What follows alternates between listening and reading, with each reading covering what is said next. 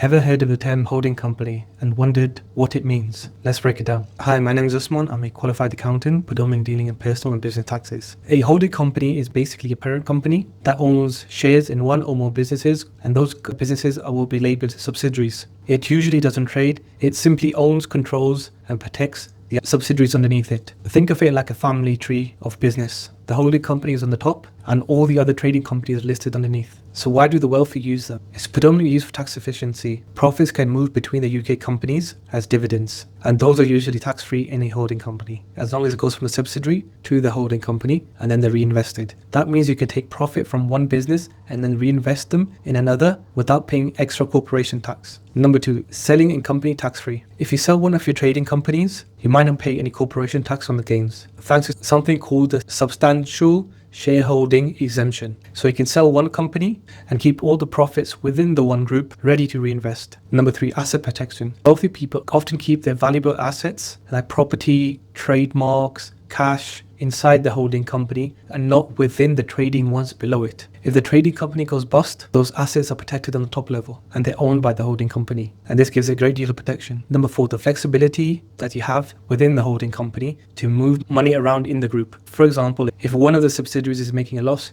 but the other subsidiary is making a profit, you can move the UK tax losses between the companies and lower your corporation tax liability. You can also bring in family members and investors to own shares within the holding company rather than each business individually. But it must be noted there are a few downsides within the holding company as well. More companies, more subsidiaries mean more admin work, mean more accounts and more tax returns. And you need proper advice from an accountant who has experience in setting up a holding company. People assume that you just have to incorporate a new company, insert the word holding, and then it automatically becomes a holding company. But it's more complex than that. Permission from HMRC is required, and the legal work can take up to 4 to 6 weeks, depending on the complexity of the work. Also, solicitors need to be brought in because there's a lot of assets being transferred and moved around potentially. So a top legal firm is required as well. So in short, a holding company is how the wealthy protect their asset, cut taxes, and grow the business empire safely. And it's all completely legal. It's not about avoiding taxes, it's about using the correct structures and the strategy available.